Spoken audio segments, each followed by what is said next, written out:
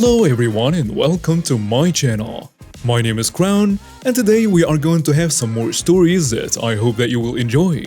But before we start, it will be so much appreciated if you would subscribe to the channel, like the video if you enjoyed it, and maybe leave a comment down below.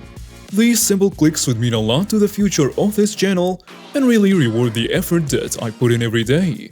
And now, without further ado, let's go! First story. Karen goes to jail. Background.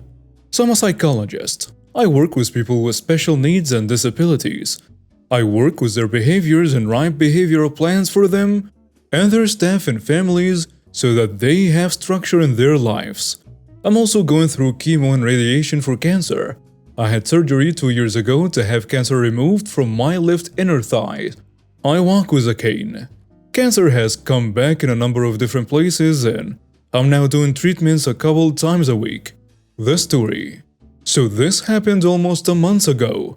I drive about an hour each way for my treatments. After my treatment, I decided to stop by the grocery store to pick up items because after treatments, I normally do not feel like going out for a few days and want to lay around.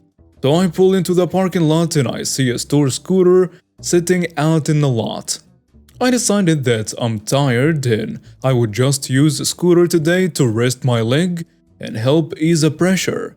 Now I do have a handicap card and I do use it at times when I'm drained from treatments. But if I'm having a good day, I try to save the spaces for others that need it more than I do. So I park and get on a scooter and I head into the store. As I get into the store, there stands this monster. When I say monster, she's I'm guessing 5'8", 300 to 400 pounds. She looks right at me and says, "Thank you so much. I've been waiting on this scooter forever." I told her that I'm sorry ma'am, but I'm using this scooter as my leg is acting up and I just got done with my radiation and chemo treatments. And Karen did not like this response. Remember, I have a cane. The cane is right between my legs and the scooter. She starts yelling and telling me that I'm too lazy and that how dare I not give a disability person the scooter. I looked at her and said, "You seem to be walking fine to me." So I continue past her. And now if anyone knows store layouts, I went in on the side of clothes, cosmetic and so on. It was closest to where I parked. And I needed to pick up a few things from the food section. Karen starts to follow me, so I go to the very back of the store being followed and yelled at by this monster. I then drive down the back aisle towards the food section. This whole time she's telling me how she can't walk, that I'm a jerk for not giving her the scooter, and that I'm faking my condition. I keep going and continue to ignore her, and I finally got to the dairy section of the store. She's still behind me yelling and carrying on, so I grab what I need and go to the next aisle. Finally, I'm in my third aisle and all of a sudden, I feel my left arm being pulled and next thing I know, I'm standing right up off the scooter. I had to grab my cane as I was being forcefully removed from the scooter to keep from falling over. She was still yelling at me and I guess my reaction was not to her approval. I grabbed her hand and twisted it behind her back, forcing her to go face first onto the floor. And now what happens next I kinda regret, but honestly, I think this witch needed to be put in her place. You judge. I put my cane on her back while I'm still holding her arm, and I yell as loud as I can, "Listen here, you fat cow. You're not handicapped. You're fat and lazy. You just followed me through half the store. I work with people with disabilities all the time, and not one of them acts like they deserve or are entitled to a single thing. And maybe if you didn't go to the all-you-can-eat buffet for every meal, you might actually lose some weight and would feel entitled to use what you don't actually need." What I didn't know at the time was that two guys working security in clothes have been following and watching us since she started her nonsense at the front of the store. They approached us, and one of the security gentlemen asked me if he could give me a hand up. I accepted and he helped me back onto the scooter. Karen, you would think, would start yelling, crying, and saying that I assaulted her. Nope. This witch was mad. I was going to rip my head off and kill me. Apparently, she has never been so insulted in her life. No one has ever treated her or disrespected her ever in that kind of manner. Apparently, as the witch was grabbing me, one of the security guards had already called the police. I don't know exactly how long after this they showed up, but I do know both of the security were standing between this monster and myself, as she was out for my blood. The police showed up, asked me to stay seated and put Karen in cuffs as they had heard her threats. The officers asked the guards what had happened, more than myself and Karen. The store manager eventually showed up and escorted one of the police officers to see the CCTV footage of this fabulous show. They came back after 15 to 20 minutes and read Karen her rights, to which I was shocked and impressed. She actually used them. Now, I was not asked if I wanted to press charges, but I'm guessing the store did. I was apologized to many times by the manager and off Karen went. I grabbed a few more things and went off to check out. The manager asked for my name, address, and so on, and he gave me 50% off my purchase and a gift card for $250. He apologized again, and I went on my way. 2 weeks ago, I got a letter in the mail with a court date. Apparently, Karen has been charged and I have to testify about the incident in court near the end of November. Update: I went to court yesterday. Karen was charged with and found guilty of harassment and disorderly conduct. I also have found out that this was her third offense. She has a record already for harassing and abusing seniors and people that are handicapped. She has been banned from the store for a lifetime and apparently has been banned from other stores as well and restaurants. They played the store video footage of the situation from the time I came into the store to where the police arrested her. The judge had no sympathy for her as she sat in the courtroom and did not say a single word. Her lawyer used her weight as an excuse for her actions and even had the nerve to tell the court that if I was a true gentleman, I would have given her the scooter and there never would have been an issue. And the judge, the prosecutor, and myself all just looked at this idiot like, what the heck? I was asked about my medical condition and explained my situation. And the judge actually apologized to me for her actions. He asked me what I did for a living, and I explained I was a psychologist, a behavior specialist, and worked with people with special needs and disability. He then asked me if I thought Karen needed a behavior plan and counseling. I chuckled and said, I think she needs to learn how to treat people and that people will treat her how she treats them. The judge smiled. So Karen was sentenced to 18 months in jail and must serve all sentences. She will have 2 years probation and she is to start counseling in jail and will continue until the counselor sees that she is no longer a threat to people. He told her that this counseling will continue until the judge sees fit to end it. He also informed Karen that this is her one and only chance to get her act together. Karen kept glancing at me with daggers as the judge was passing sentence. I smiled at her. And as the judge finished up, he asked me if I wanted to add anything as he seemed to notice her looks towards me. I politely stood up, smiled at her and said, First off, Karen, I was not the one that pressed charges. Secondly, I hope you understand that no matter how entitled you think you are, there are people in this world that have issues and health problems.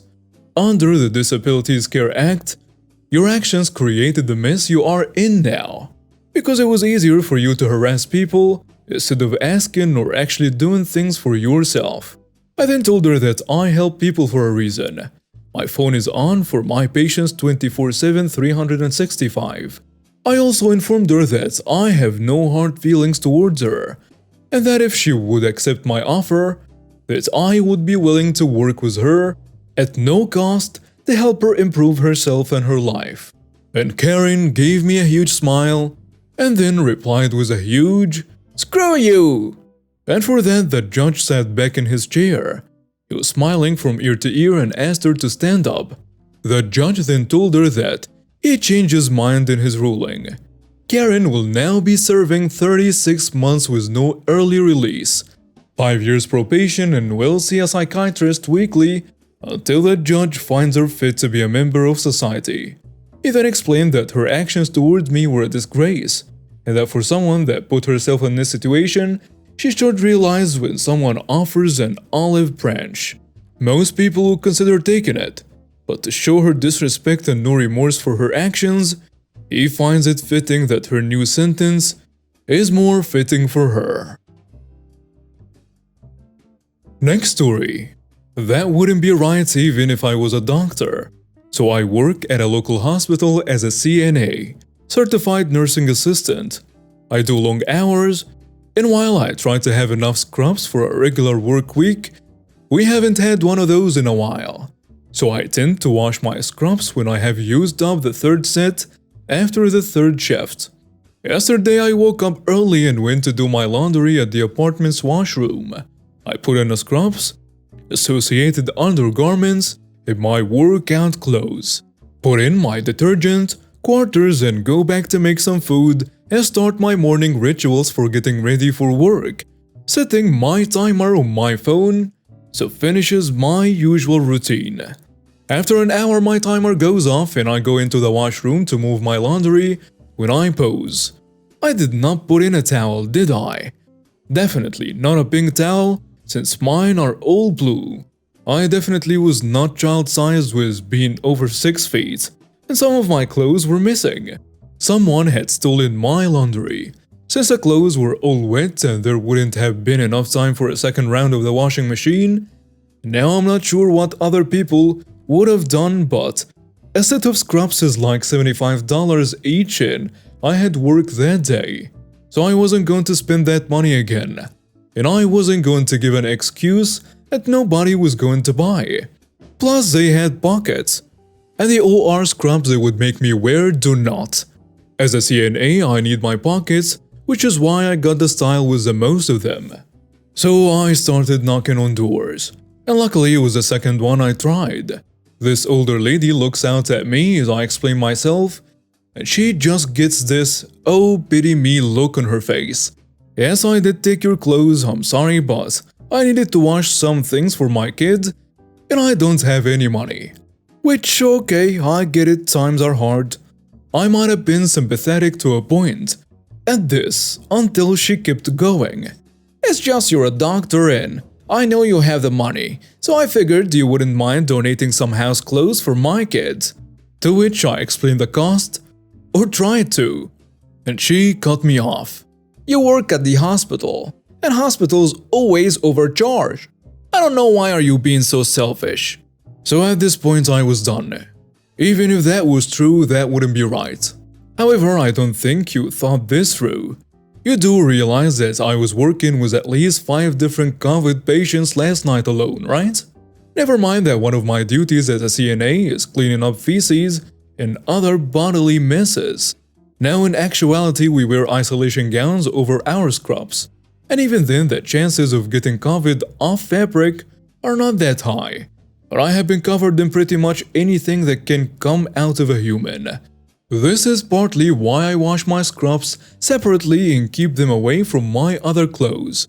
My workout clothes are the exception, since I wash them in hot water as well. I cannot lie that I did not enjoy the look of horror on her face. And she hurried to all but threw my clothes at me and slammed the door. I managed to run them through another round that night after work, putting up with wearing the OR scrubs for a day. But hopefully she learned a very valuable lesson. Do not steal clothes, kids. And especially do not steal scrubs. You literally have no idea where they have been or what they have had on them. Our next story is coming from our channel's The Regular, Tired of Trolls. Hope you like it. My grandmother had a stroke when I was in college. She was paralyzed on the left side of her body. My grandfather could take care of her for a while with help. I had a surgery on my knee rebuilt and was in a brace from my ankle to hip. I spent my summers in one semester, the first after my surgery, helping him take care of her. He really couldn't lift her, but even with my brace and cane, I could. They had a Crown Victoria with disabled placard. Nana and Papa had dental appointments in the next town, so 19-year-old me drove them in their fancy car. Parked in a handicapped parking spot, got them settled. Steph was able and willing to get my grandmother in and out of her dental chair and went to run errands for the grands. During the errands, I did not take advantage of the parking placard as I really did not need it, even with my brace and cane/crutches. When it was time to go back, I went to the medical center and parked in a disabled parking spot, as I was getting the grands and it was their placard. As I was coming out the clinic doors pushing Nana's wheelchair with Papa beside me, we heard the 1980s edition of A Pair of Karens. They were sitting on the hood of Papa's Crown Victoria waiting for that little snip of a girl who was abusing the placard. I guess they saw a young girl driving a big, expensive car and didn't see me get out with my cane. They certainly saw me leaving the building pushing my grandmother. My grandfather certainly saw them sitting on his fairly new car. He grabbed my cane from my grandmother's lap and threatened to thrash them if they put a dent or scratch on it. I miss my grandparents. We were always close. But that summer and semester, we were together every day. Thank you for listening. And now we have reached the end of today's stories. Thank you for watching and see you next time.